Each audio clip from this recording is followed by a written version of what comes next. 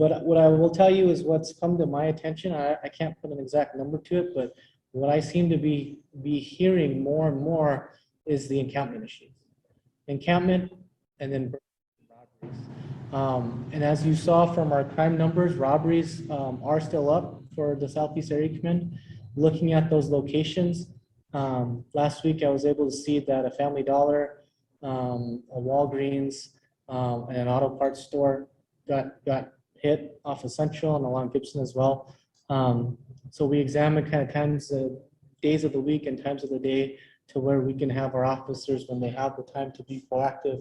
And then our proactive group of officers or PRT officers, giving them that information with the trends and times that we're seeing to hopefully cause that disruption with them just having that high visibility police presence, or they catch something in progress, you know, and then we can apprehend that individual and hold them accountable and put a good criminal case on it. Burglaries as well. I don't know if you guys saw, it was just on the news, I want to say a couple days ago, where tattoo parlors were being hit citywide. I want to say about a dozen of them. So again, it's going back to looking at, well, how many tattoo parlors are in the Southeast Area Command and where are they at? If they haven't been hit already, what can we do? Whether if it's through crime prevention, through environmental design recommendations, or if it's us increasing our patrols by putting periodic watches and having more officers when they can increase that high visibility presence. With the encampment issues, you know, a lot of times for police, we have to be involved in the conversation. We have to be at the table because at the end of the line, it can result in a crime being committed. For law enforcement, that's what we deal with. But there's so many, and I don't think I have to tell anyone here, but there's so many contributing factors that may not necessarily be in our wheelhouse, APD's wheelhouse. But again, as a community, it's an issue. And I think it's important that everyone knows, like, that's probably the #1 issue that's being brought to my attention week and day after day is the encampment issues. The encampment issues on public and city property, and then the encampment issues also on private property. Which if I do, I think I don't know where Mike went. Okay, I think I'm good on time, so I'd like to just give a quick synopsis on what that protocol or process is for the city. It's not just APD. APD is one department that has a hand in it, but basically we have an encampment task force, which is comprised of the planning department, the new community safety ACS department, solid waste, and then also APD and also Parks and Rec. We meet regularly 2-3 times a week, where every time a citizen calls in a 311 giving those encampment locations, they put them on a spreadsheet. How they're prioritized, I'll be completely honest with you, I'm not sure, so I don't want to say something I don't know. But when it comes to private, or when it comes to public property, and this is just where we're at, I'm not saying I agree or disagree with it, but the idea of recognizing that the unhoused and unsheltered population, a lot of the contributing factors could be addiction, you know, mental health issues, you know, substance abuse, and just it's giving them resources and giving them that notice, that 72-hour notice that they need to vacate before we do any type of enforcement. So APD is not even involved in that. And this is for like the public properties or the alleyways. Now there are some exceptions. If they're in a place right next to where children may play, if they're on a sidewalk or they're blocking your access to where now your safety is compromised because you have to walk in the street, then that's not the case. APD can get involved and we can take enforcement action. But the overall idea is recognizing that there may be some other contributing factors for why they are unhoused, is trying to connect them with the right resources to help them. And it's no secret that there is a percentage of the population that they don't want the resources. They like being where they're at. I'm sure you guys know why, but that's just how it is. And us at APD, you know, I've heard some whispers and shouts like, well, why can't you just force them on a bus and take them to the West Side shelter? Well, we can't do that. It's not constitutional. It's illegal. We can't force someone against their will. So again, with public property, that's the process that's in place. If you think it could be better, or if you think we could be doing things different as a city, not just APD, for this process, please, I'll take your feedback, and I talk with these department directors more than once a week. I'll definitely take that back. When it comes to private property, your residence or your businesses, there is no waiting for the 72-hour notification. A crime has been committed. As long as you, as that business owner or as that residence, as long as you confirm that this individual does not have the permission or authority to be on the property, and you do want to press charges, we will do enforcement. And that starts with, and this is in line with the DOJ settlement agreement and the McClendon settlement agreement, is a citation to where they will have to appear in court and they'll be held accountable for what they did. And then we will ask them to leave. If they refuse to leave, there won't be a citation, we won't take them to jail. But if they're willing to leave, they get a citation. I know it's controversial for some because there are some that say, well, this is a vulnerable population, which I agree with, and they may not have the means to get to court. So in a way, you're just criminalizing them because they're going to end up with a warrant. And then we have to take them in on a warrant. With the warrants, it's a court order that we don't have a choice. We have to do. If we come into contact with this individual, you as a peace officer will take them in, right? So it's like, well, why are you going to do that if you know they're going to get a warrant? And believe me, I understand that, but at the end of the day, that's on them. We still have to advocate for you if you're a victim of someone, coming on your property to where you're in fear, you can't go out, or your property is damaged. So sorry, I apologize, I got off on a tangent, but again, just so you kind of have that more qualitative of what I'm hearing or what I'm seeing, the issues this last month. Like I said, my issues, the shootings, I have a plan in place. I've adjusted our proactive officers to now where they are permanently on afternoons into nighttime, because that's when my shootings were happening. It seemed like when my proactive officers were done for the day, the shootings would pick up. So it's like they were doing so many arrests, which is great, which I feel that they were causing that disruption, so shootings weren't happening. But I need them to shift their hours, so. We've also brought in additional specialized units, the K9 unit, UWI, and the motors officers. They're helping us out. This last week, thankfully, the last 2 weeks, it's been coming down compared to the end of June and beginning of July. That's what I was seeing. Besides the robberies, but what you, the citizens and stakeholders in our community, have been bringing to my attention is the encampments, the robberies, and the burglaries. So with that, I think I still have like maybe 5 minutes on the agenda. Questions? I'll take questions. I have a question on the encampments, and where does easement, properties have easements, and if somebody camps on the easement, does that fall into public or private? Can you give me an example of an easement? Okay. Where I live, our fence has to be in a bit so that utilities can come through, or electric, phone, whatever, and say somebody is there in that area. It's kind of considered our property, but Is it your property? A utility easement is not the same as the public right of way.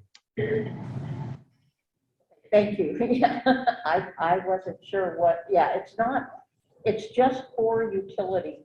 Right. It's your property. But it's your property. Right. Yeah, as long Your as you confirm with the officers that, like, yes, this is my property, and we've established that lawful objective, and the officers will ask, like, do you want to press charges?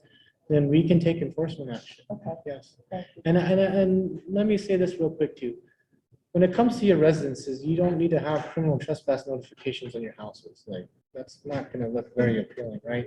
Your businesses, we do recommend that, especially criminal trespass notification signs that actually have the city ordinances or the state statutes listing for criminal trespass or no loitering, because then that really does strengthen the probable cause or the case when it gets to the court system, where we could say, like, yes, this individual should have had notice. They had notice that they should not have been here. They violated that. But for your residents, no, you don't need a criminal trespass sign. All you need to do, verify with us is like, this is my property and they're not supposed to be here. It's not an issue for me, but I know it Right, is for others.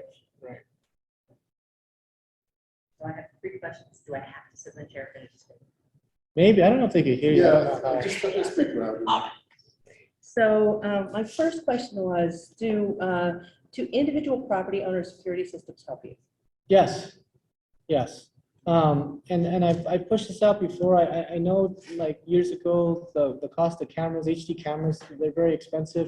These days, there's a lot of different type of HD cameras that are very affordable, like Ring and other ones where if we can get those images, they definitely do help. And an example that I gave, or that was an example that I looked into is even with the misdemeanor crime of like trespassing, where it's like, wait a second, officer, and when the officers arrive on scene, if that individual is not on the property, there's a difference between misdemeanor crimes committed in the presence of the officer and not in the presence of the officer. There's exceptions there. To where if we're provided with the evidence, whether if it's a picture or, a video to where, yes, this individual stayed on my property for like 2 hours, and they weren't supposed to be here, we can definitely do a criminal summons and summons them into court to where they're going to have to be held accountable for that. So yes. And I'm asking because would that still hold if I was out of town? So if I'm out of state and I see that there's somebody on my property, I call my neighbors, they call the police. I'm not at the property, but I can talk to you over the phone and say, I've Yes. seen, okay. Yeah, and we right. can verify that Okay. you are the owner, Right. and you do, and we establish that lawful objective, absolutely. Perfect. And then the next question was that spreadsheet you all look at twice a week, who creates that spreadsheet?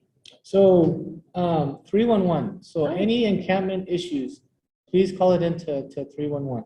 And then again, it's not through, I don't think it's a city person Uh-huh. that they put them on the spreadsheet and they're divvied up between, each department. We all have our specific role in it, so But that's not with 311, you think somebody else at the city. that puts it on the spreadsheet. Yeah. Yeah, I think it's someone with solid waste. Yeah, I just thought. And I did, and this was, and I think you were there when we were talking earlier last week. They're just to get data for like your neighborhood. I talked to a IPRA supervisor in the IPRA unit. They're based out of Plaza del Sol. You can go online to the city's website and you can ask for data from 311 or from 911 or 242 cops to see how many encampment calls are happening on my street, and IPRA will provide that. IPRA. And, have you encountered encampments where individuals have weapons? Yes. So Wilson Park, I don't know if we have anyone from South San Pedro here tonight, but Wilson Park, it was about a month ago. In fact, we were just out there yesterday, I want to say. But we had, in one day, we had 3 separate incidents that resulted in 3 different felony arrests and several felony warrants being cleared. And 2 out of the 3 had weapons and firearms. So yes, But it's rare. no, No. it's not rare. All right. We have a couple of comments and questions. One from Archie are there specific individuals tasked with looking at stolen property on social media, especially now with tattoo parlors items stolen? We have our organized, so stolen property, like goods, right, not locations. Right. Right. So we have our detective unit, they're part of our investigative bureau. Our organized crime unit, and also our impact detectives. And we've had that to where a citizen will contact me and be like, hey, my iPad that was stolen, I have this app and I'm tracking it, I know where it's at. Or, I found my custom bicycle, it's on Craigslist right now. Yes, our detectives do those type of stings, or operations, I should say, and they have been successful. Yes. In speaking with members of my community, this is from San Maria, there seems to be a rise in verbal assaults from the individuals in the encampments, which are becoming more aggressive against citizens, taxpayers. What should we do aside from walking around with our own self-defense tools, just to go to the grocery store, for example? The first thing I'd want to say on that is please get us the information, whether if it's through 242 Cops or the app. If it's more along the lines of like, hey, this individual's kind of like, I'm in fear, you know, whatever they're saying is causing me to be in fear. To me, that's more 242 Cops or the APD app. Because again, I work pretty regularly with the community safety department, who has specialists with mental health, who has specialists with behavior issues, substance abuse. So we know those locations if they frequent those locations. So we can try to get the experts out there that can possibly persuade them or, you know, get them the help that they need. So I would say that one. And then two, please don't engage to where you may get hurt. Like that's the last thing that we would want. And a lot of times, to answer your last question, you seem kind of surprised because you asked, is it rare that they're carrying weapons? No, it's not rare. The majority of them do carry weapons. And in a way, I get it. It's dangerous to live out on the streets and they have to protect themselves as well. You know, but just due to a lot of them, if they're under the influence, right, methamphetamines, if they do have mental health issues, if they're in that manic state, if they seem calm 1 second and then just for whatever reason that switch flips, I just would not want anyone to get hurt. So just be cautious about engaging with someone if they've already shown those signs of verbal aggression. Excellent. That's all we have right now. I guess I had a question. Have you, so for, you know, the city council tried to pass some legislation for, you know, trying to help with encampments and trying to provide some more relief to give people different options on places that they could go. Has APD, are you in contact with Councilor Feeblecorn, or like, what are those, do they reach out to you and say, you know, is this a good idea? How do you guys feel about it? Does APD have a position on? So so the Southeast Area Command, we actually have 3 districts, city council districts. Yeah. Councilor Benton, Councilor Davis, and Councilor Feeblecorn. I talked to each of them numerous times. I have not talked to them about that specific issue. And I will just say, because now this might get into some politics and, you know, where they want to go. But I will tell you my personal take, and I have no problem saying this publicly. Right. Put this on the news.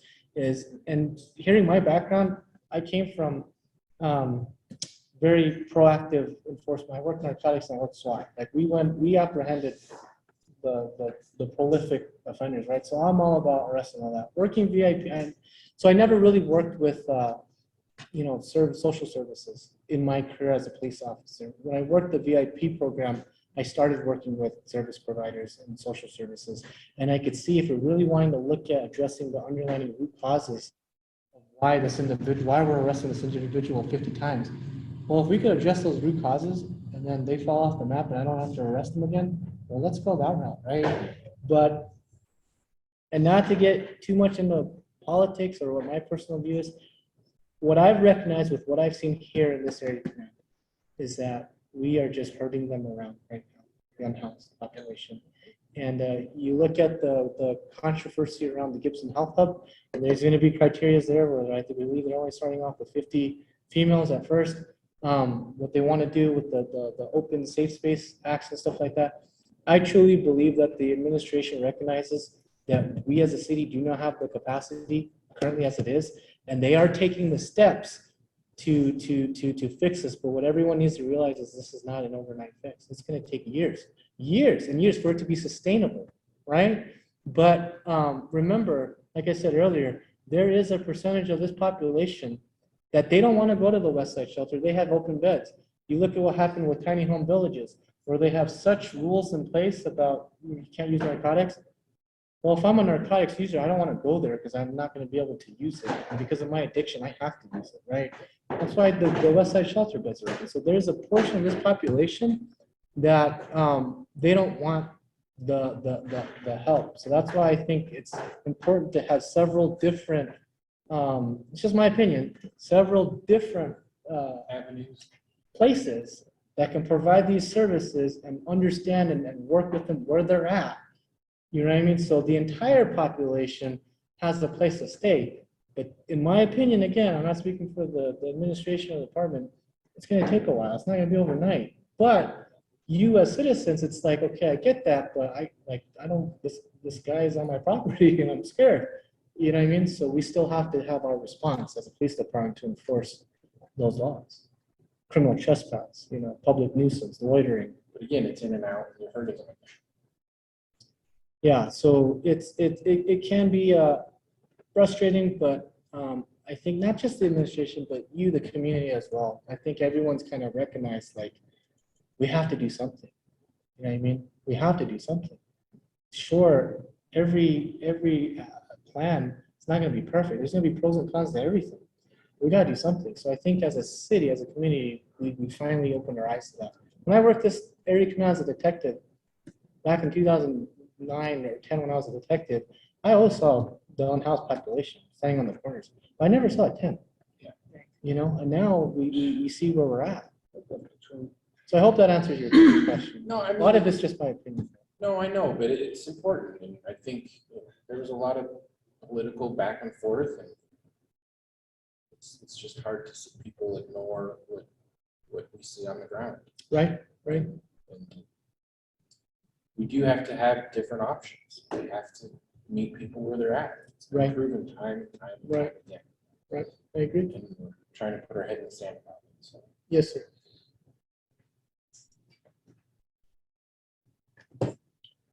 Thank you. Thank you for what you do. The problem of unhoused folks is all of our problem. It's not their problem. It's all of our problem. There's certainly some folks who are unhoused who are very aggressive and very difficult to deal with. And that's a problem to everyone. But I think we need to recognize that the substance abuse piece of the problem is a kind of a chicken and egg thing. There's a tendency to say, well, they're just drug addicts. Well, if you were on the street for 2 or 3 years, you might become a drug addict real easily. I mean, how do you deal with that life? And how do you, so there's a circular sort of thing at work there. Are the drugs cause the homelessness, or does the homelessness cause people to turn to drugs? Well, it's both and, it's not either or. The other thing I want to kind of put on people's minds is that the city did some research a couple of years ago, and if by magic wand everybody in Albuquerque who is unhoused were given the resources to rent, half of those people at least would still be unhoused because there's not enough places. It isn't always lack of money. The recent city council act to prohibit income discrimination on rental will help, because we've had a lot of major renters who would not take vouchers. And so if you're unhoused and can't afford the going rate on housing, and then even if you get a voucher from the city to supplement your income to be housed, and then the landlords still won't take you. So it's an extremely complex problem. And the quicker everyone in the city recognizes that it's everybody's problem, and that poverty is not a crime, it's going to be very difficult to take the kind of steps that you were alluding to, which I appreciate what you've said there.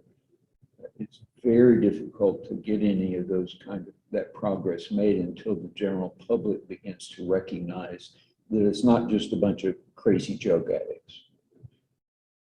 It's poor people, and there's not enough housing for them. Even if they had money, there's not enough housing for them. And that's something we've all got to grapple with. I would Thank you for agree. Thank listening. you. Thank you. Yeah, I would think there's probably about a good 10 different, I won't say contributing factors, but would really need to be invested in if you want it to be sustainable. I had one last comment, but I wanted to save it for the end of questions. I don't know how we're at time. Do you have a question? Just quick.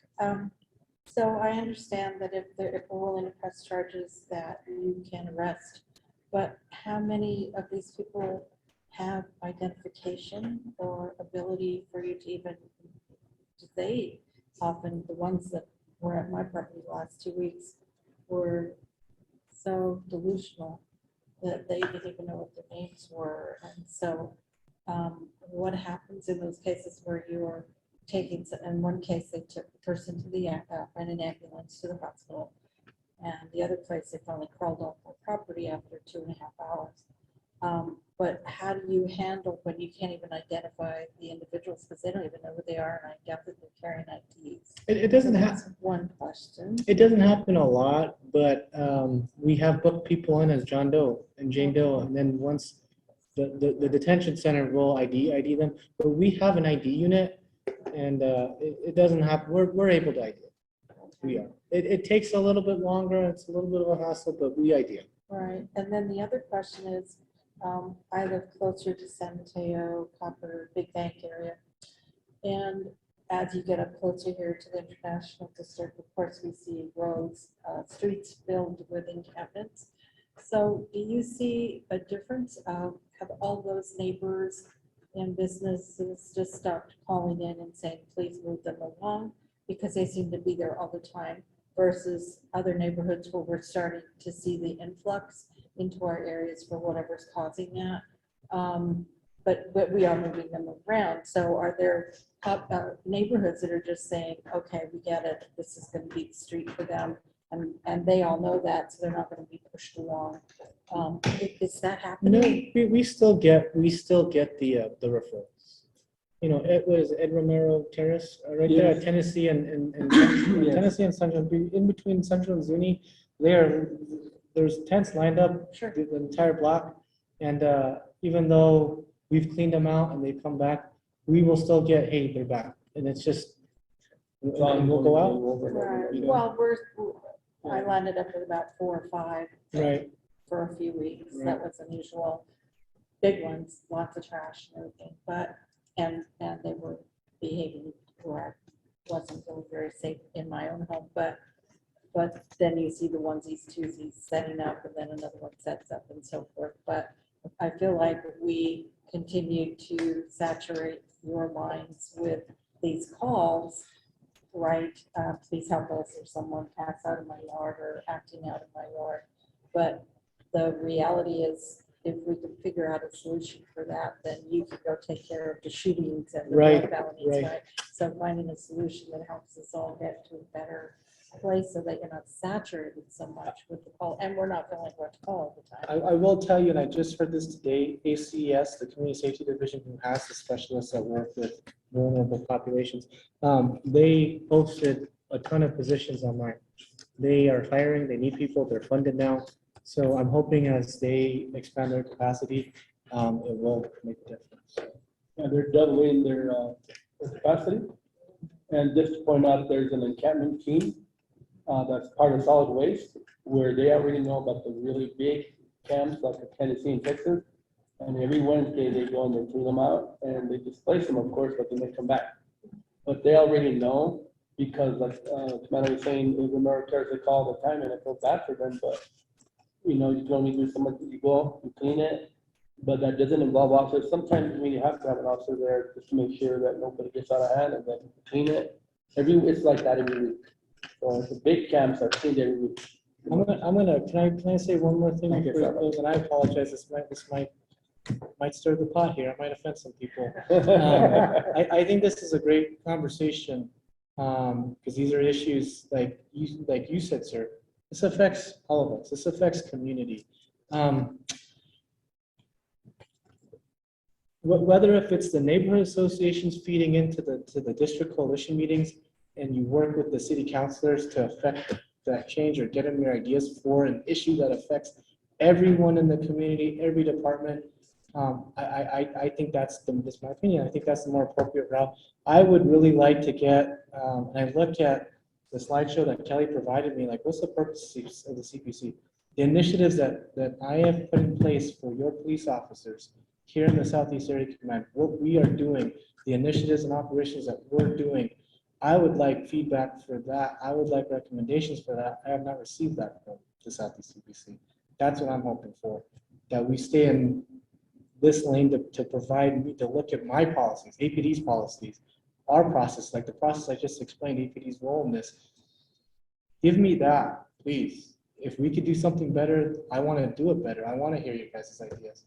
Sorry, it's just I had to voice that. Thank you. The Council of Chairs has a concept of community working groups. And those have languished for the past year just because we're all stretched thin. But if you are passionate about trying to solve this problem and you're willing to hear out dumb ideas, we are planning, I'm in touch with Brad Day, who is expecting to start 3 safe open spaces. He's got his applications in and he's working with nonprofits. I've reached out to some city leaders, former city leaders. I've reached out to some business development types that I'm very familiar with, and we want to put into place, into action, a group that will address these and identify the goals that we want. My goals are a safe and prosperous community for everybody. But we all have different perspectives. So identify the goals that we want, the problems that we see, the impediments to solving those, potential solutions, and then do the business development kind of analysis that says, well, what do we need in order to put this into place? How much is it going to cost? What is the return on investment? How do we know that we're succeeding or failing? Having metrics in place and then come up with a recommendation and an action plan, a draft action plan saying, this is what you need to do. This is how much it will cost.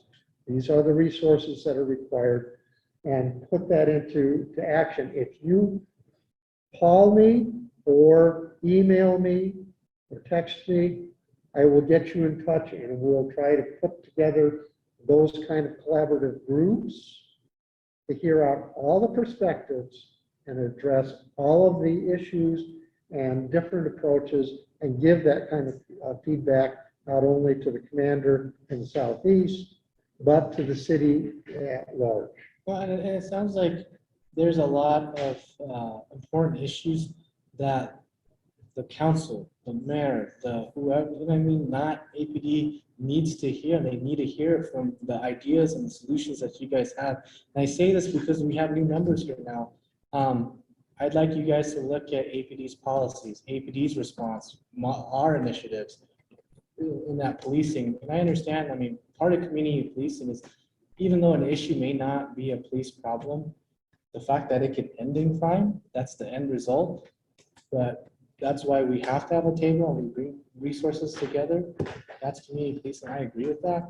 But I feel like I have not gotten any of those recommendations or any of that from the CPC. And that's what I really feel with the new members. I hope that we can do that for the remainder of this year. Is for not to be selfish, say just focus on APD, but give us the feedback. Let us know where we can change our operations, if we're missing something, or if we need to consider something, and send those recommendations to the chief of police. That's what you're charged with doing. I have a perspective from finally a parent of an adult child with severe mental illness who has been not only has a legal guardian. Unfortunately, legal guardians have no say in anything, and that's what people don't understand, is that although somebody may have a legal guardian and that legal guardian is obligated to find that individual a place to live, that individual still has a right to not live there. And in my case, my son is currently sitting in jail. He's been declared incompetent. He has been declared dangerous. And at this point, the mental severity of his mental illness is such that he is also in the mental retardation range. And there just is not enough for in the mental health realm to, and he's dangerous, not only to us, but has almost killed a man up in Las Vegas. The man had to be life flighted here. He hurt somebody else, an elderly person in Las Cruces. Nobody will take him in at this point, none of the boarding homes. And that we don't have, one of the things is, we don't have facilities here for individuals with severe mental illness to even the state hospital, the Behavioral Health Institute. If they can't treat them to competency, they're saying, we won't take them. No. And so, and they fit a kind of a thing like he was talking about. They're both dangerous individuals, but they're also both particularly vulnerable. Right.